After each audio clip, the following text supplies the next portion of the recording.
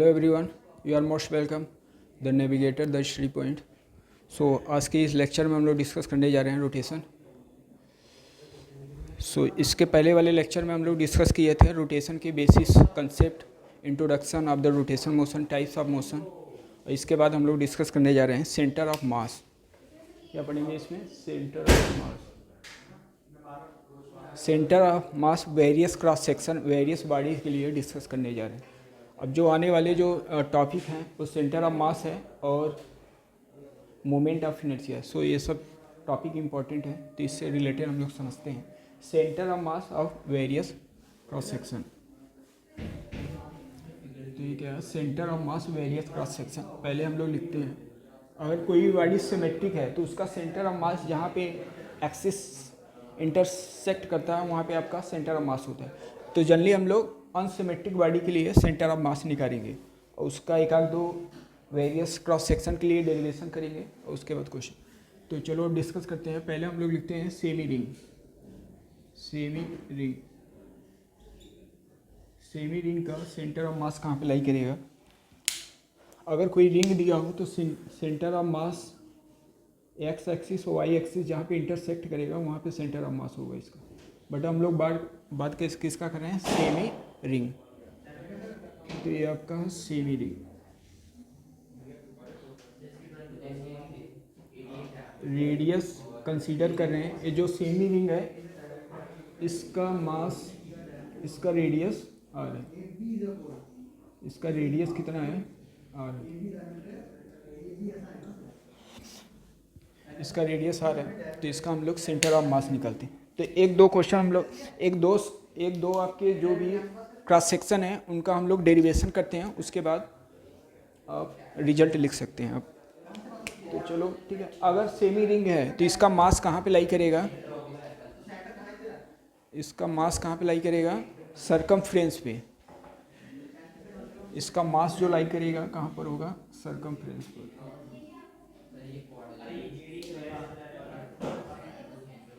Okay, तो इसके मास कहाँ पे है? सरकमफ्रेंस। इसका टोटल मास कितना है? m है। इसका टोटल मास m है। अब मुझे निकालना है इसका सेंटर ऑफ मास कहाँ पे होगा।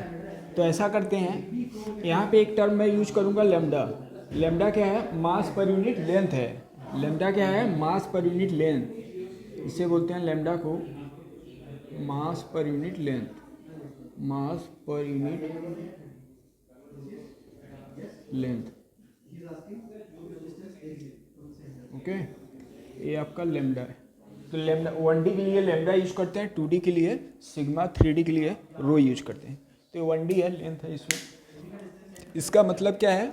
लेमडा का मीन्स है मास पर यूनिट लेंथ। इसका अगर लेंथ कंसीडर किया जाए तो कितना होगा? सरकमफ्रेंस, सर्किल के सरकमफ्रेंस का लेंथ कितना होता है? 2πr। तो हाफ से डिवाइड कर देंगे तो πr मिल जाएगा। तो लेमडा का वैल्यू ये है। तो चलो इसका हम लोग डेरिवेशन करते हैं। तो ऐसे क्या करते हैं, एक स्मॉल एलिमेंट लेते हैं इसमें, एक स्मॉल एलिमेंट लेते हैं इसका। एक डेरिवेशन करा रहा हूँ, इसका कंसेप्ट क्लियर करो, क्योंकि ऐसे ही डेरिवेशन आपके अदर जो आपके क्रॉस सेक्शन है उसमें अप्लाई होगा। तो इसमें लेट कर लिया कि जो एलिमेंट लिया वो एंगल कितना बना रहा है, कितने एंगल में लिया, डी थीटा, और हॉरिजॉन्टल से जो एंगल बन रहा है वो थीटा है। यही एलिमेंट में लिया हूँ, ये वाला एलिमेंट। जो डी थीटा एंगल में जो एलिमेंट का लेंथ है वही लेंथ कितना है इसका? dl लेट कर दिया। ओके, अब इसका आपको सेंटर ऑफ मास निकालना है। तो सेंटर ऑफ मास जब वेरी कर रहा हो, अब ये जो क्रॉस सेक्शन है वो वाई एक्सिस के अबाउट सिमेट्रिक है, तो इसका सेंटर ऑफ मास कहाँ पे लाई करेगा? जिस एक्सिस के अबाउट सिमेट्रिक होगा उसी पे मास लाई करेगा। तो इट मीन्स क्या होगा? इसका जो एक्स कोऑर्डिनेट होगा वो 0 होगा। एक्स कोऑर्डिनेट इसका क्या होगा? 0 होगा। तो एक्स कोऑर्डिनेट निकालने की जरूरत नहीं है, हम लोग को क्या निकालना है? Y axis. बिकॉज हम लोग को मालूम है क्रॉस सेक्शन जिस एक्सिस के अबाउट सिमेट्रिक होता है सेंटर ऑफ मास वहीं पे लाई करता है। तो वाई एक्सिस पे लाई कर रहा है तो सेंटर ऑफ मास कहीं यहाँ कहीं पे हो सकता है। मुझे नहीं मालूम है तो लेट कर लिया तो लिख सकते हैं वाई सी एम पे। ठीक है, तो इसका y c m equal to formula क्या लिखेंगे? Integration of y into d m. Okay, upon में क्या लिखेंगे? इसका डी एम। ए इसका फार्मूला है वैसे। अब इसके हम लोग रखते हैं इसका वैल्यू, इंटीग्रेशन y का वैल्यू यहाँ से कितना होगा, जो एलिमेंट हम लोग लिए हैं उसका y कोऑर्डिनेट क्या होगा। तो एक ट्रायंगल ऐसा बन रहा है, इसका लेट कर लिए, इसका रेडियस क्या है r है, तो एक ट्रायंगल ऐसा बन रहा है डी थीटा एंगल बन रहा है, और हॉरिजॉन्टल से एंगल कितना बन रहा है, थीटा है, ये रेडियस इसका r है। तो ये वाला लेंथ ये कितना हो जाएगा आपका y ट्रायंगल से sine theta equal to perpendicular upon hypotenuse, तो ये आ जाएगा r साइन थीटा।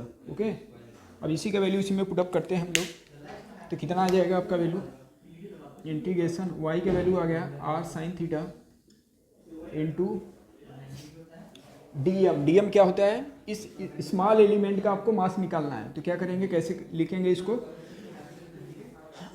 एक यूनिट लेंथ में इसका मास है लेमडा, तो dl लेंथ में इसका मास कितना हो जाएगा, क्या लिखेंगे, लेमडा इंटू dl। ओके, ऐसे ही नीचे भी लिख लेंगे लेमडा इंटू dl। अभी लिमिट नहीं रख रहे हैं हम लोग, लिमिट हम लोग अभी समझते हैं किसके रिस्पेक्ट में हम लोग इंटीग्रेट करने जा रहे हैं अभी। अच्छा, dl को क्या रिप्लेस कर सकते हैं हम लोग, r की एंगल इक्वल टू क्या होता है, r का पान रेडियस। तो एंगल आपका कितना है इस स्मॉल एलिमेंट के लिए, डी थीटा है, d theta equal to r का आपको दिया है dl अपन रेडियस क्या है r, तो यहाँ से dl का वैल्यू हम लोग को मिल गया r डी थीटा। ओके, सो ये dl का वैल्यू हम लोग इसमें रिप्लेस कर देते हैं। dl का वैल्यू जैसे ही रिप्लेस करेंगे तो क्या मिलेगा, अच्छा जो कांस्टेंट है उसको बाहर ले लेते हैं हम लोग, तो r lambda integration sine theta into dl के प्लेस पे रिप्लेस कर रहा हूँ, क्या लिखा है, r डी थीटा अपान में इंटीग्रेशन लैम्डा, इसमें बाहर कांस्टेंट है, dl का value r d theta. Okay, so यहाँ से lambda lambda cancel out, lambda lambda क्या हो गया, कैंसिल आउट हो गया।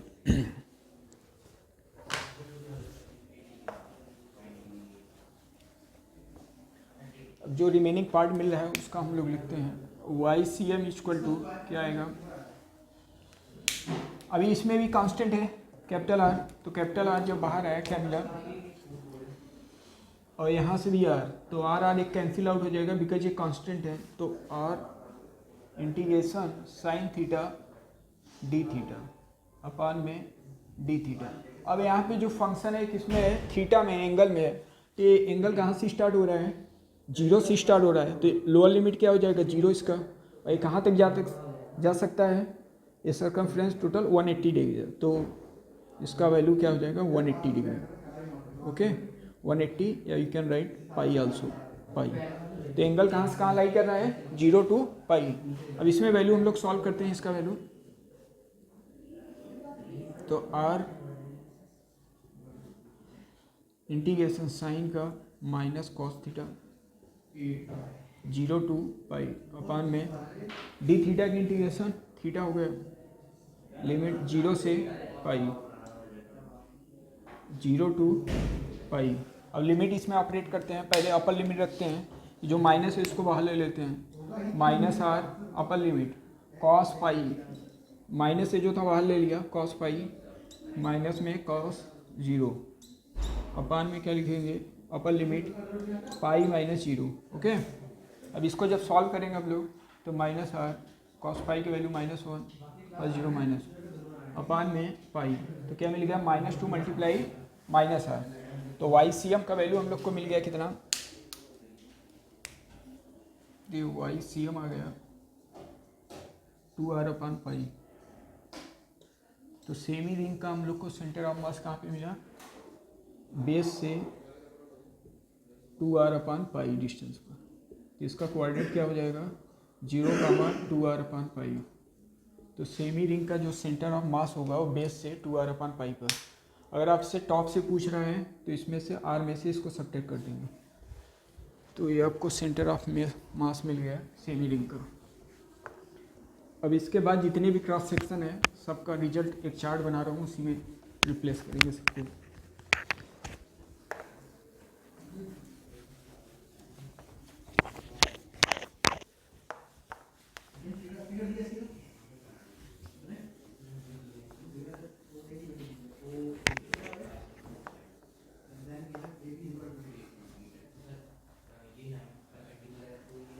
अब रिमेनिंग जो क्रॉस सेक्शन है उनका चार्ट मैं बना रहा हूँ। ऐसे ही और भी जितने भी पार्ट हैं, जितने भी सेक्शन हैं उनका भी निकालते हैं, लेकिन उतना डेरिवेशन करने की ज़रूरी नहीं है। हम लोग को क्या करना है, ऑप्शन को टिक करना होता है, बबल को फिल करना होता है, इतना कैलकुलेशन की कोई रिक्वायरमेंट है नहीं। लिखते हैं कुछ क्रॉस सेक्शन इसमें। तो पहला आपका सेमी रिंग का हो ही गया। पहले यहाँ पे various cross section semi ring, ये चार्ट ही लिखना है हम लोग को। सेमी रिंग, दूसरा point semi disc, semi disc, third point triangular plate, triangular plate, fourth one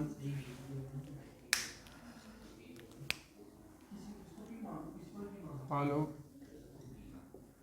sphere, hollow solid sphere, solid sphere,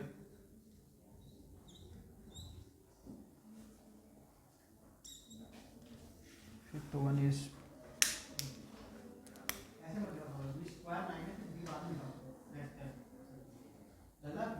solid core,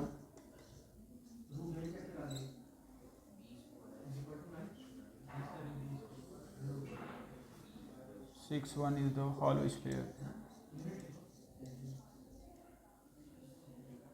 solid hemisphere, hemisphere, जैसे hollow hemisphere, hemisphere. Okay, अब इन लोग का हम लोग थोड़ा समझते हैं। पहला आपका सेमी रिंग तो हम लोग पढ़ ही चुके हैं। सेमी डिस्क देखते हैं। सेमी डिस्क का जो मास लाई करेगा वो पूरे एरिया में डिस्ट्रीब्यूट होगा। सेमी रिंग रेडियस आ रहा है इसका,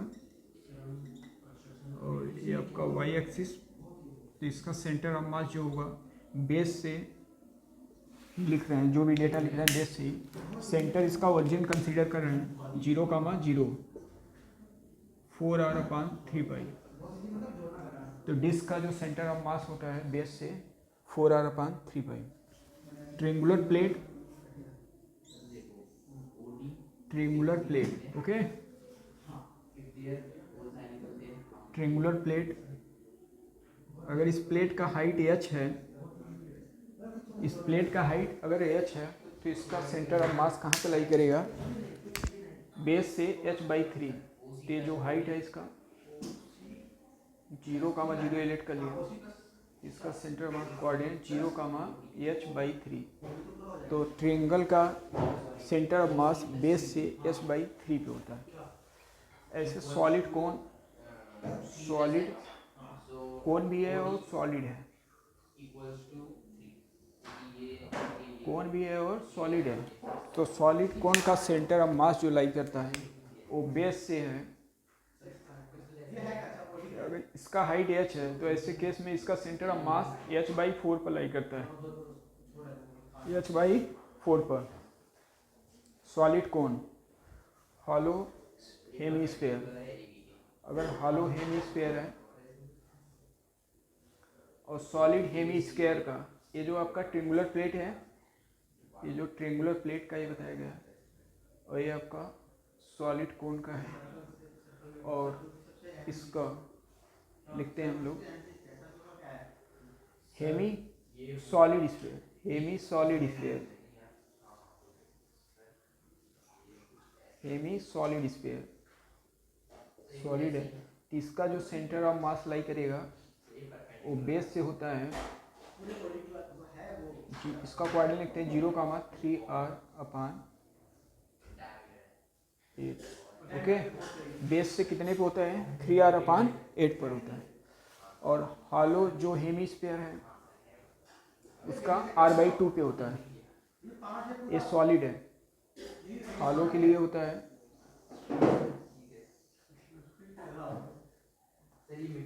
ये होता है r/2 पर। इसका सेंटर ऑफ मास कहाँ पे होगा, r/2।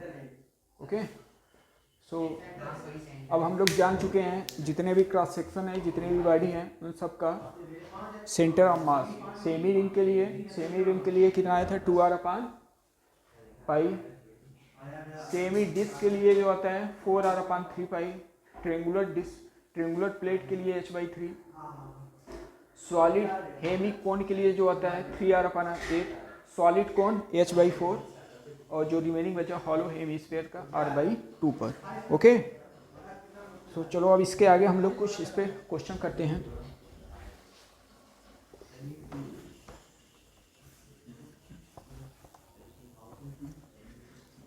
तो सेंटर ऑफ मास बेस, ये आपको सेंटर जितने भी क्रॉस सेक्शन दिए हैं इनका याद होना चाहिए। क्वेश्चन में आपको दिया नहीं रहेगा, क्वेश्चन में बोल देगा कोई cross section, centre of mass you have to learn.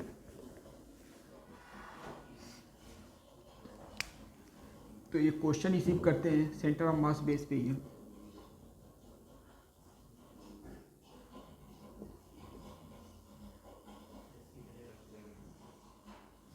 ये आपका सरफेस है और यहीं पे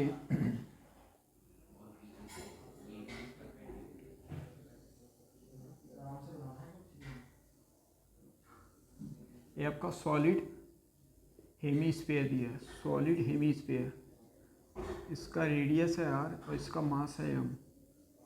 रेडियस r है, इसका मास m है। सॉलिड हेमीस्फीयर, मास इसका m है, रेडियस r, और इसको टपल किया जा रहा है, इसको टपलिंग किया जा रहा है इसे। टपल करने पे इसका बेस टॉप पे हो जाएगा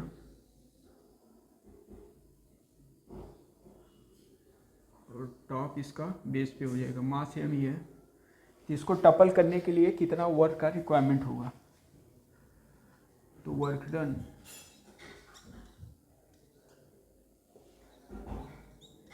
required to topple the hemisphere, to toppling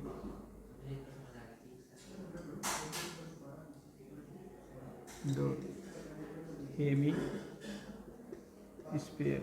okay, इस हेमीस्फीयर को, सॉलिड हेमीस्फीयर को टपल करने के लिए कितना वर्क देना पड़ेगा। ऐसा आपका हेमीस्फीयर रखा है, इसको टपल करेंगे तो वर्क करना पड़ेगा, वो कितना वर्क करना पड़ेगा यही करते हैं। तो ऐसे क्वेश्चन आपसे पूछे गए हैं, पूछते भी रहते हैं। तो जो वर्क डन आपको करना पड़ेगा, तो ऐसे में क्या हो रहा है कि आपका जो वर्क करना आपको करना पड़ेगा, कहीं वेलोसिटी तो ऐसा आ नहीं रहा है, तो इसका मतलब जो भी वर्क करना पड़ेगा अगर द पोटेंशियल एनर्जी, कौन सा potential energy, gravitational potential energy, because इस जो सेंटर है सेंटर शिफ्ट हो रहा है। सेंटर शिफ्ट का मतलब ऊपर नीचे हो रहा है। ऊपर नीचे में कौन सा एनर्जी कंज्यूम हो रहा है आपका, ग्रेविटेशनल पोटेंशियल एनर्जी। तो इनिशियल ग्रेविटेशनल पोटेंशियल निकालते हैं और फाइनल निकालें, दोनों को क्या कर देंगे, सब्ट्रैक्ट कर देंगे। जो सब्ट्रैक्ट करोगे जो आएगा वही क्या हुआ आपका वर्क डन में कंज्यूम हो जाएगा। तो अभी हम लोग देखते हैं इसका सेंटर ऑफ मास कहाँ पे होगा, कहीं यहाँ पे होगा सेंटर, ओ लेट कर लिया। इसका कितने डिस्टेंस पे होगा आपको मालूम है, 3r/8, 3r/8 पे होता है। ओके, सॉलिड है 3r/8। अब इसको जैसे टपल करेंगे, ये तो आपका बेस से था तो बॉट, अब यही सेंटर ऑफ मास कहीं अब क्या हो जाएगा आपका इधर चला होगा। इसका सेंटर ऑफ मास, यही सेंटर ऑफ मास थोड़ा ऊपर आपको दिखाई देगा, बिकॉज अभी बेस से होता है 3r/8 पर, तो टॉप से क्या हो जाएगा 5r/8 पर। ओके, तो ये वाला जो डिस्टेंस है 5r 3r से ग्रेटर है, इट मीन्स ओ डैश जो है ओ से एवब शिफ्ट हो गया। तो यही आपको देखना है कितना ऊपर शिफ्ट हुआ है, यही अपने आप में क्या है, एच है आपका। ओके, तो इनिशियल पोटेंशियल एनर्जी और फाइनल दोनों को निकाल के हम लोग सब्ट्रैक्ट कर देते हैं। तो पहले निकालते हैं इनिशियल पोटेंशियल एनर्जी, फार्मूला क्या है, mgh। एच हम लोग कहाँ से लेते हैं, सरफेस से और सेंटर के बीच। तो अभी कितना डिस्टेंस है, 3r/8। अब फाइनल हम लोग निकालते हैं इसका, तो ये आपका इनिशियल हो गया, फाइनल सिचुएशन। फाइनल में पोटेंशियल एनर्जी जो आ रहा है mgh, एच किसके बीच का डिस्टेंस है, बेस और जहाँ पे सेंटर है। तो सेंटर आपका शिफ्ट हो गया 5r/8 पर। ओके, तो एनर्जी आ गया आपका इनिशियल, एनर्जी आ गया फाइनल, और इन्हीं दोनों को सब्ट्रैक्ट कर देंगे तो वही आपका वर्क डन में कंज्यूम हो जाएगा।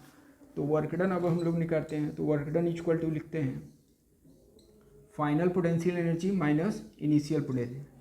फाइनल पोटेंशियल एनर्जी कितना है आपका mg 5r अपान कैपिटल 8 माइनस mg 3r अपान 8। ओके, इसको जब हम लोग सब्ट्रैक्ट करेंगे तो मिलेगा क्या,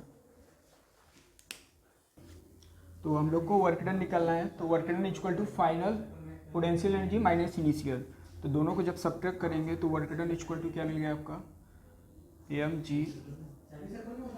5r माइनस mg 3r अपान में एलसीएम इसका हो जाएगा 8, तो दोनों को सब्ट्रैक्ट करेंगे तो क्या मिल जाएगा mg इंटू 2r अपान 8, तो 2 4 जा कैंसिल आउट हो गया, तो mg r/4। तो ये आपका इतना वर्क डन करना पड़ेगा इस हेमी स्फीयर को टपल करने के लिए। सो आई होप कि ये आपका कंसेप्ट क्लियर हुआ। अभी हम लोग इस सेशन में केवल डिस्कस किए हैं सेंटर ऑफ मास से रिलेटेड। इसके नेक्स्ट सेशन में हम लोग डिस्कस करने जाएंगे मोमेंट ऑफ इनर्शिया।